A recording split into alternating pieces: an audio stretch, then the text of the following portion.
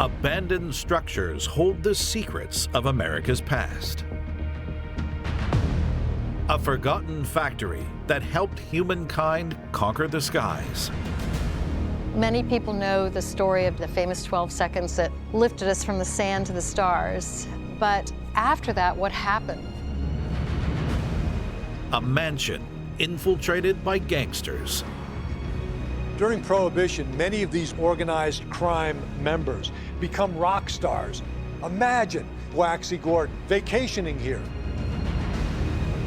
And a violent ghost town that produced a new form of entertainment. Something we all have in common is our love for this land. Now we just get to go and play in it. We don't have to make a living like the pioneers did. Scattered across the United States are abandoned structures and those who know their stories. These forgotten ruins reveal the past of this land and its people. These are the secrets of hidden America.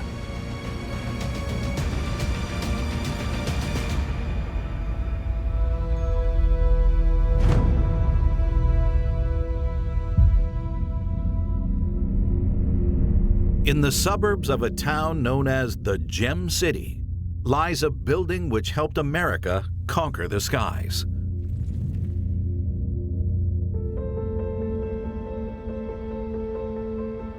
We've come a long way from this building, but it's important to remember where it started. A lot of times I wish I could have been offered a ride by one of my great-granduncles. The wind in your face and seeing the world from above, it just completely intrigues me. On the west side of Dayton, Ohio, this site was preserved due to its association with two of America's greatest pioneers. In their day, the men who constructed this building were rock stars. Inside the structure, there are hints to the building's revolutionary purpose. The place looks like it's in disrepair. There's paint peeling off the walls, but it does feel like this place was built to last. Once you get inside, there are these two massive empty spaces. Each one roughly the size of half a football field. I mean, you could literally fit an aeroplane inside.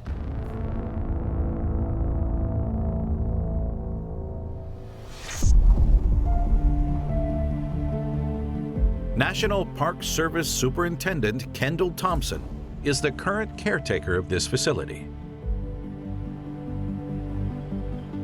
Talked to a number of former workers who believed that this was Orville's office. The office space at that time would have had just some rail and almost like a stage where you could look out onto the manufacturing floor. This unassuming building was built by Orville and Wilbur Wright and was the first purpose-built aircraft factory in the world. But this wasn't the Wright brothers' first business in town. Amanda Wright Lane grew up in Dayton, surrounded by tales of her great-granduncle's achievements.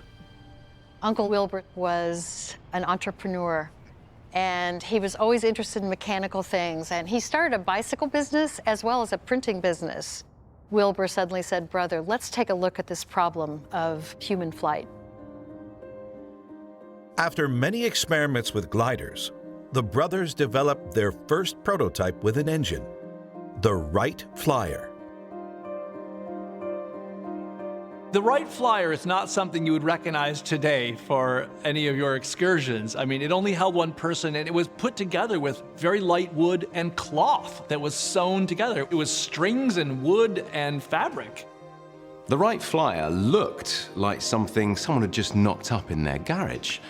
And for good reason. That's exactly what it was. The brothers decided to test their rickety prototype with its 12-horsepower engine on the sand dunes of Kittyhawk, North Carolina. I often think about how much work it was for them to haul this up and down hills, in the sand, in their wool suits. But they were so dedicated, they knew they were close to an answer. On December 17th, 1903, the brothers succeeded.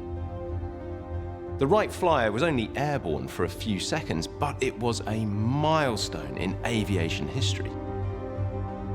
Kittyhawk was important because while many people had done gliding before, this was the first time that motorized flight was demonstrated.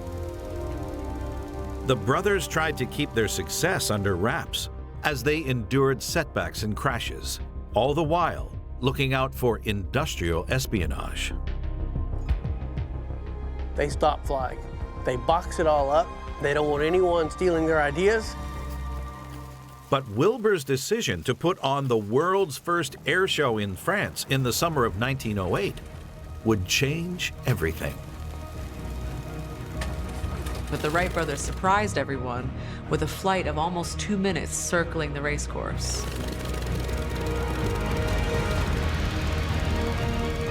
The whole idea of flying machines exploded after August of 1908, with lots of people in the mix. The Wright brothers and their flying machine had become an overnight success. With the success of their flight, they wanted to get even further ahead of the competition. And they did what no one else did. They built a factory outside of Dayton, Ohio.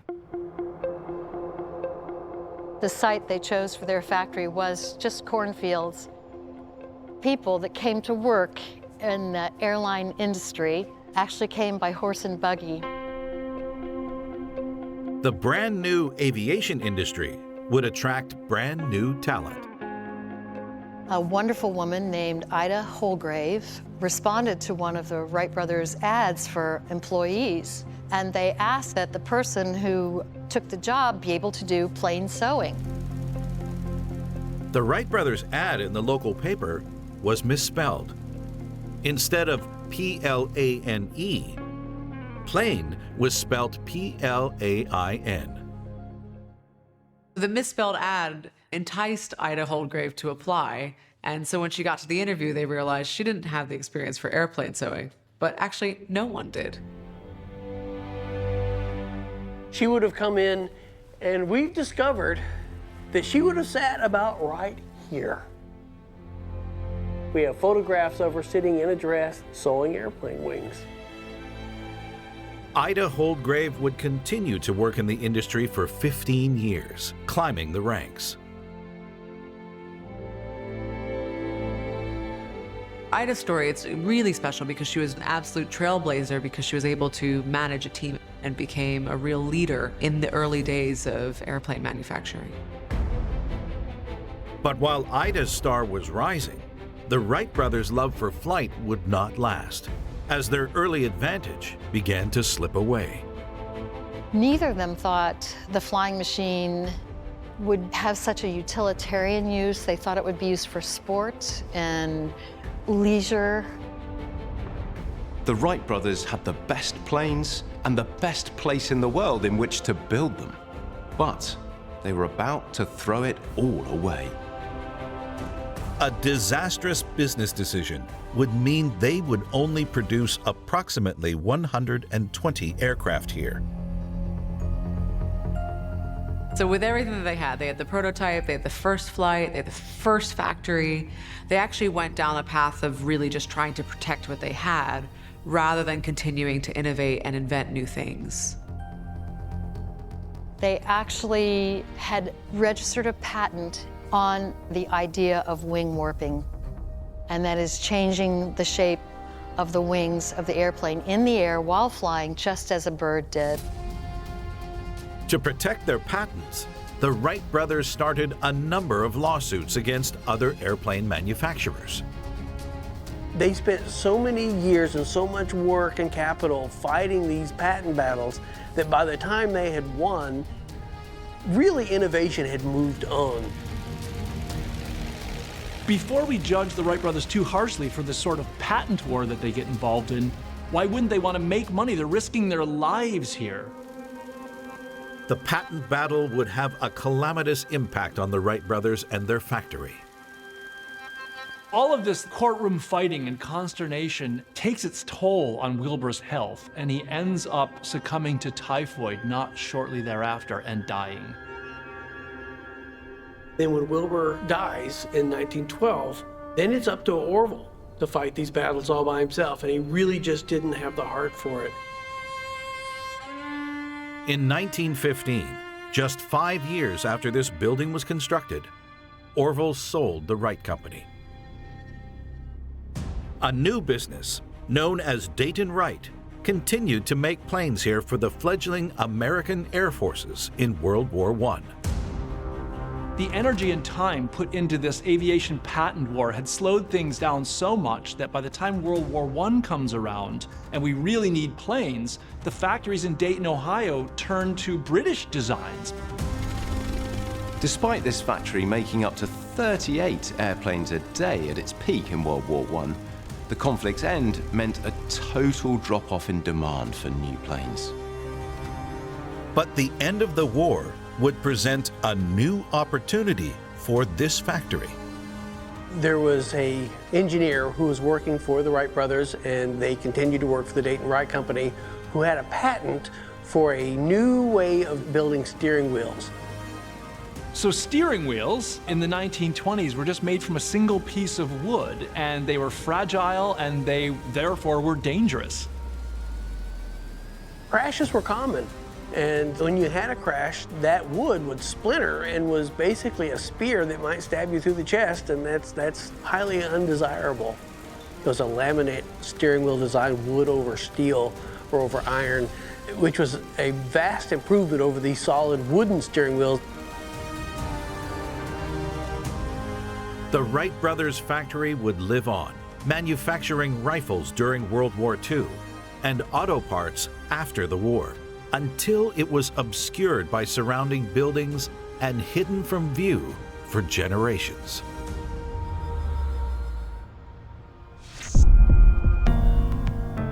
The entire site was due for demolition, but this piece of aviation history has been spared.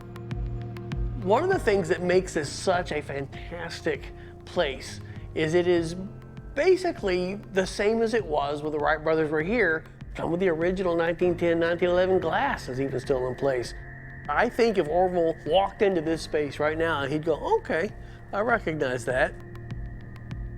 The National Park Service has invested heavily in this site and hopes to open it to the public as a museum soon. I think we're so lucky in Dayton to still have the original Wright Company factory. The age of aviation changed the world, and it advanced us in a way that I have to say I'm not sure even the Wright brothers would have thought possible.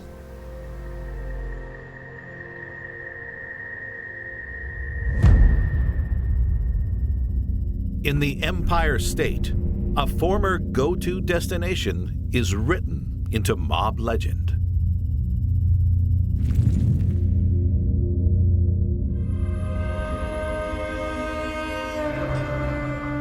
We're in Sullivan County, just 100 miles from New York City. It's only a couple of hours' drive, but the environment out here couldn't be more different.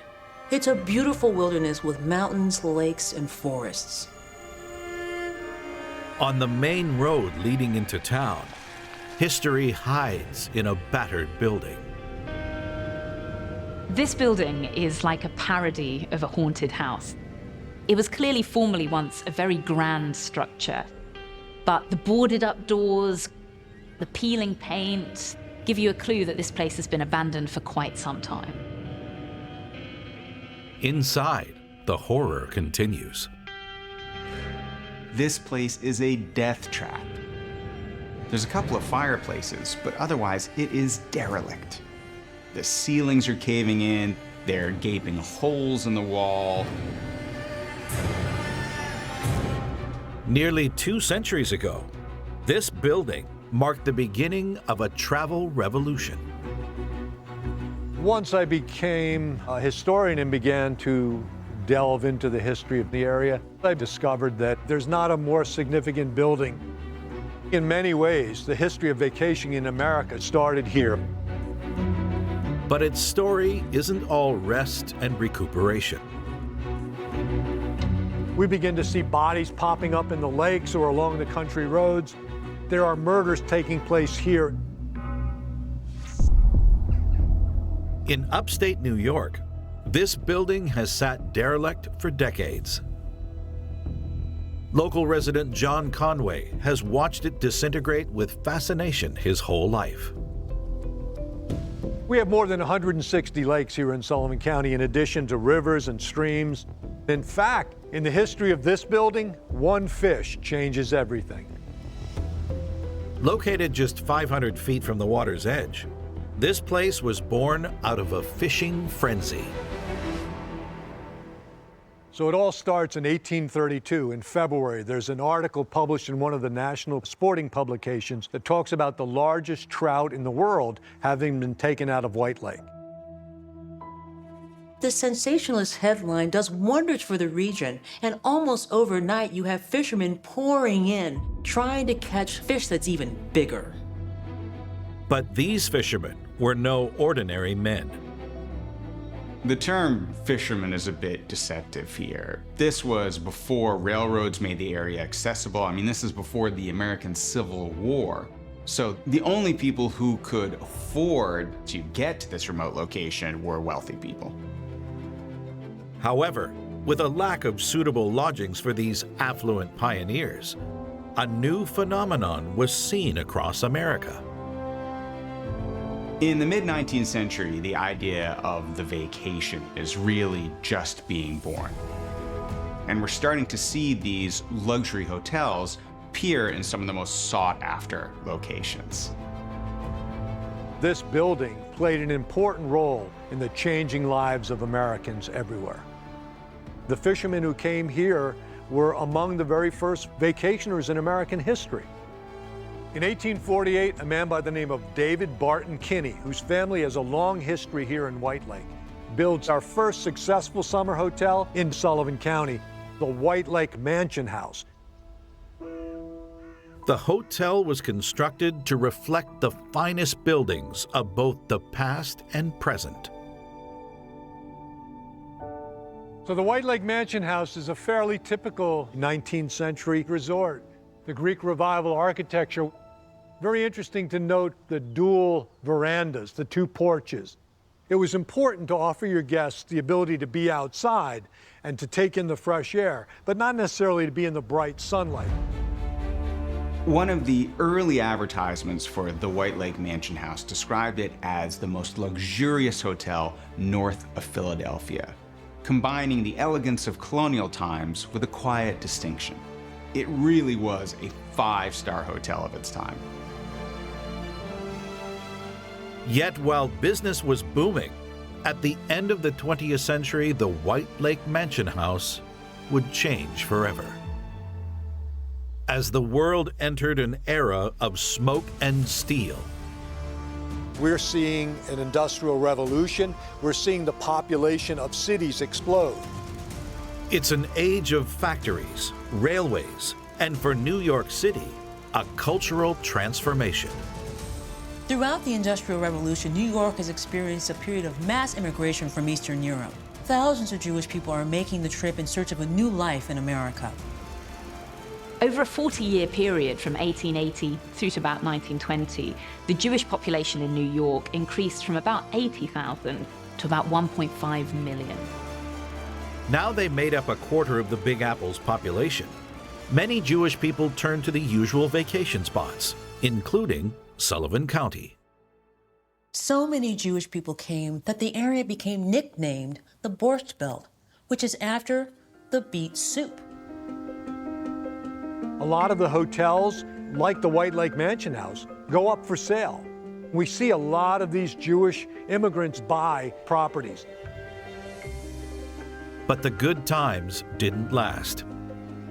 As the Great Depression hits in the 1930s, business for the White Lake Mansion House goes downhill fast.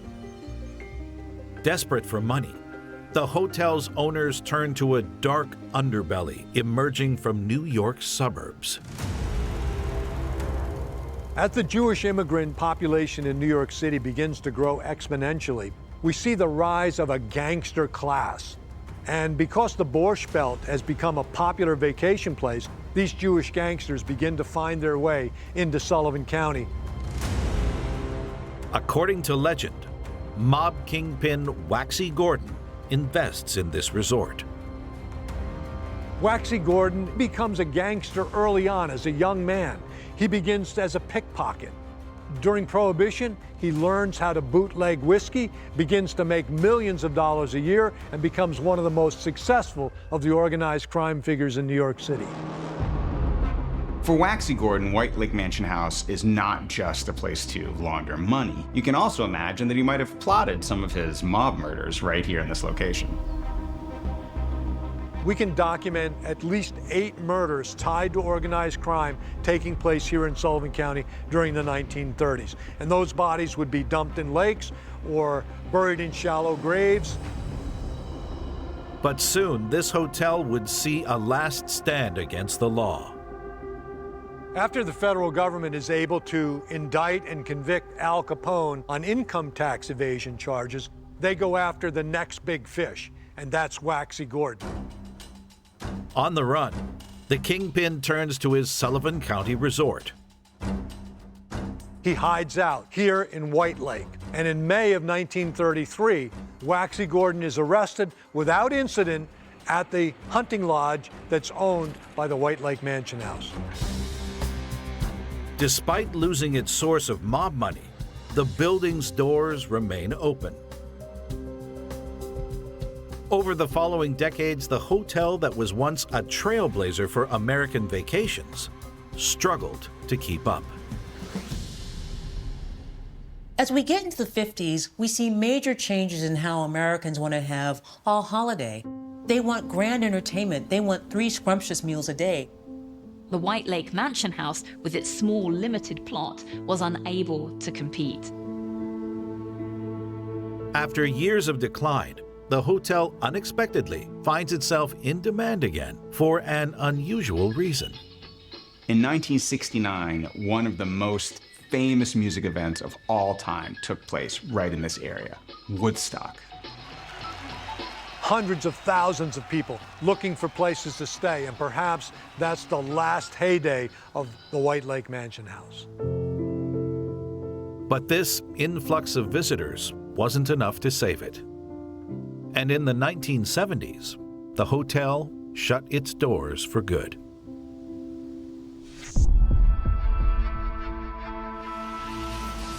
Today, after a string of owners, the White Lake Mansion House is up for sale again. Over the years, there have been a number of owners. Someone came in and began to renovate with the idea of recreating a gangster-themed hotel here. But through it all, it's managed to survive. And so there's still a hope that the White Lake Mansion House will once again be returned to its earlier glory.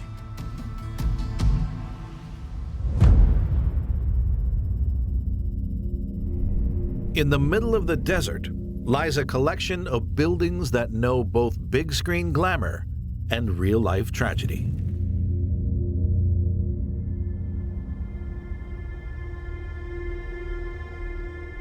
This part of Utah is some of the most spectacular landscape in the United States.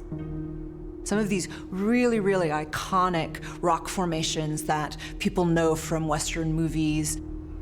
There's really like no other place you'll ever see in the world, and it varies between snow-capped mountains, river valleys that are actually quite lush, and then you have some of the most desolate landscape imaginable. Next to a riverbed are the tumbling walls of buildings long forgotten. As you look further into the valley, there's a fenced-off area. And you see stones. Maybe it was a part of a cemetery. I think it was probably somewhat of a punishment to be called to go and settle an area like this. I don't think it was that much fun. It was definitely off the beaten path and on the outer fringes of civilization. And it still is today, and that's why I like it here.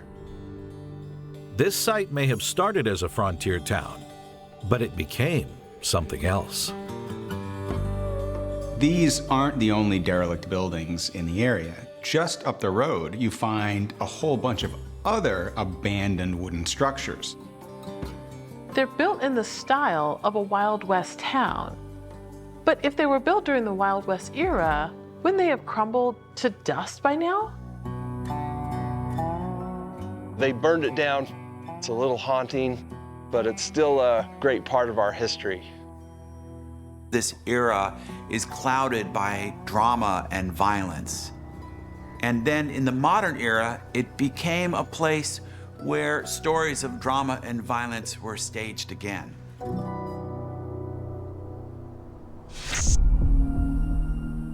Kelly Stoll has scouted this area extensively for his feature films, and he finds it spectacular. So we're here at the Paria River. This part's pretty cool because the river busts through the mountain and then it continues on south from here. It's huge. A big inhospitable country, and it was a really difficult place to make a town. This area was settled by a group fleeing persecution. In the mid-1800s, people of the Mormon faith were experiencing extreme religious persecution. They were driven out of New York, then they were living in the state of Illinois, and ultimately they will find themselves pushed out of that space. They had to travel almost like the Jews of the Old Testament, wandering the desert after escaping from Egypt. One Mormon group founded this town and named it after its life-giving river, Paria. But one of this town's earliest settlers was fleeing a heinous crime. One of the more prominent or infamous characters that spent time here was a guy named John D. Lee. The story of Mormonism in America, it's a story of incredible fortitude and perseverance, but it has some dark chapters as well. Before he helped to found Paria, John D. Lee was pivotal in one of the most notorious events in the history of the American West. John D. Lee joined a secret Mormon order called the Daynites, who were charged with protecting the Mormon peoples from their enemies. Lee took his duties very seriously. He viewed anyone passing through the area who was not Mormon as a threat. During the 1850s, many non-Mormon pioneers took the old Spanish Trail across Utah as they headed west to California. And a large party of 150 to 200 settlers were making their way through the Utah Territory. The Mormon leadership decided that they were a threat. Disguised as Native Americans, Lee and his followers attacked the wagon train at a place called Mountain Meadows. The Mormons who were part of these attacks realized they'd probably been spotted by the settlers. Now they had a real dilemma on their hands. If they allowed the party to proceed, it would carry reports of this violence to the wider world. It was an absolute massacre. They murdered every man, woman, and child over the age of 7 so that no one would be able to get the word out of their misdeeds. Ultimately, at least 120 pioneers were slaughtered. Lee evaded federal authorities for 17 years by hiding out in Paria and other parts of Utah, but he was eventually tracked down. Lee was transported back to Mountain Meadows, and a photographer was on hand to record justice being done.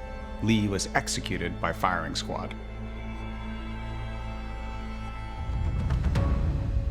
Unlike Lee, the town of Paria survived, but it was living on borrowed time. Paria seemed like a promising place to build an agricultural community, but the very waters that brought life to it also threatened it. The town had grown into a general store, a cemetery, and a church. But these boomtown times would not last for long. For 5 years running, the Paria River flooded. washing away farms and homes. By the 1920s, the Mormon settlement of Perea had become a ghost town. But a new industry would exploit its natural beauty.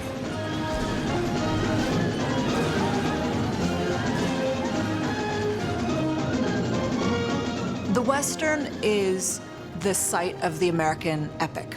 These are mythical stories about nation-making, nation-building, and spectacular geographical settings of the Western United States gives this incredible backdrop.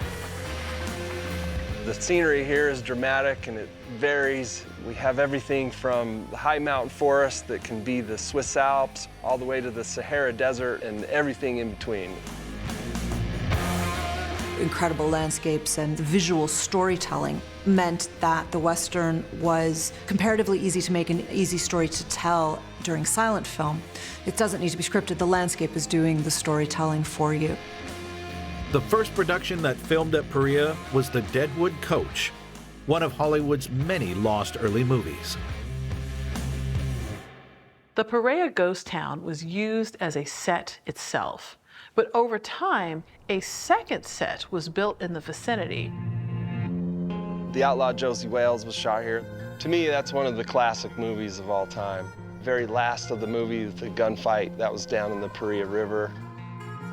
Soon, much of the area was dedicated to the film industry, and locals became crew members, extras, and even stuntmen.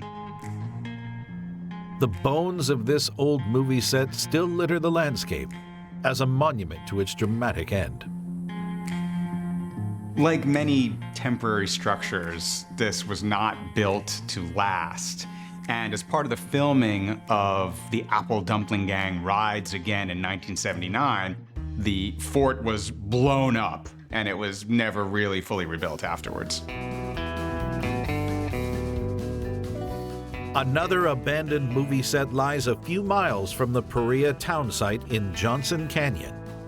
This was the home of a national institution. In 1955, Gunsmoke had its TV debut, and it was an instant success. Gunsmoke was a television sensation during a time when television itself was a national obsession. This was right at the moment when it seemed like everyone in America was rushing out to buy a TV set. Although set in Kansas, Gunsmoke was shot across the southwestern United States, with many of the exterior shots taking place here in Utah. Gunsmoke ran for 20 years. It was one of the longest running shows on television, and it began the career of a couple of major stars, including a very young Burt Reynolds. Most of the buildings here are tumbling down, but you can still imagine Matt Dillon telling the bad guys to get out of Dodge. Gunsmoke was canceled in 1975, and now both this site and the Perea town site are slowly returning to dust. Although the sun has set on the glory days of Utah's Little Hollywood, there is still sporadic activity here. To this very day, Hollywood still comes to this locale for shoots. And the ghost town was featured in an episode of Westworld. They weren't meant to be permanent structures, but through the efforts of some of the local folks, they've been able to preserve some of it. We have a unique history with this right in our backyard, and we're very proud of it.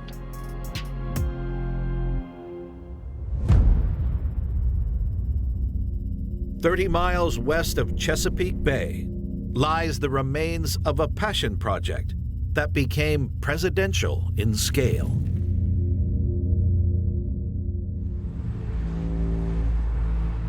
We're here in the swampy forest of Virginia near Interstate 64. Thousands of people are driving up and down this highway, potentially oblivious to what's hiding behind the trees. On the edge of an industrial area lie a set of structures that are hard to ignore. This is a wild, weird sight that nobody would expect. There appears to be dozens of just giant white heads kind of all wrapped around like a choir. What I find weird is the size of these heads. They're easily 20 feet tall. It's one of the most bizarre things I've ever seen. Yet it's what the statues represent that's truly astonishing. When you look closer, you start seeing these familiar faces. These are the American presidents. It's a little eccentric to have done it, possibly, but how many people in the world can say they've got presidents of the United States sitting in their backyard?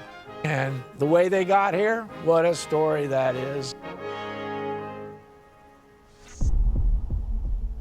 Today, Howard Hankins is the proud owner of these giant heads. He keeps them on his private farm. There's a few of them, and there's Gerald Ford, Bill Clinton's right there, George Bush, Johnson, and Jimmy Carter. They were built to pay homage to every past American president. This is George Washington. He's one of my favorites. Father of our country, first president. Looks like he's got some tears coming down his face right now. Maybe he's a little upset with the government. Once they had a much grander home as the star attraction of a patriot's dream. These are the last remains of President's Park. President's Park was created to inspire and renew our patriotic pride through the compelling history of our presidents. President's Park was a small open-air museum, essentially a park full of these presidents' heads with little information plaques on each of them so you could learn about all the presidents. The President's Park is the brainchild of David Addix, the Texas sculptor. He was coming back from Canada and passed by Mount Rushmore and could see the faces of the presidents on the mountain in the distance. Seeing Mount Rushmore was kind of a light bulb moment for David Addix. He wondered, what if you had sculptures of the presidents, but you could walk right up to them? An idea formed in his mind to create a park. As Addix searches for a location for his new park in Virginia, a chance meeting with a local real estate agent called Haley Newman would dramatically change its future. Haley was a large history buff. He loved our country. You could listen to his stories all day long. The pair entered a partnership and settled on a spot just outside of Williamsburg. Soon, the construction of the 42 giant heads began, each weighing up to 20,000 pounds. The heads were constructed during the presidency of George W. Bush, the 43rd president of the United States. So why are there 42 presidential heads? Well, you can thank Grover Cleveland for that because he served non-consecutive terms, meaning he was both the 22nd and the 24th president of the United States. As a local contractor, Howard got the call to help build the park. We did the pathways for the president's heads to be assembled, and we built a small museum there. On March 1st, 2004, President's Park opened its doors for the first time. When I first saw it set up, it really overwhelms you to walk around, and these things are huge when you get up beside them. They had an upper balcony to get a view from above, which was pretty cool.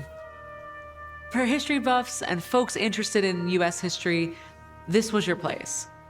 Along with the busts, there was a version of the Oval Office, a replica of the fuselage from Air Force One, lots of President and First Lady memorabilia, and of course, a gift shop. But soon, the park's open-air design would prove problematic. A few of the problems we had were vandals coming in, and they'd paint 2 or 3 of the statues and put peace signs on them and stuff like that.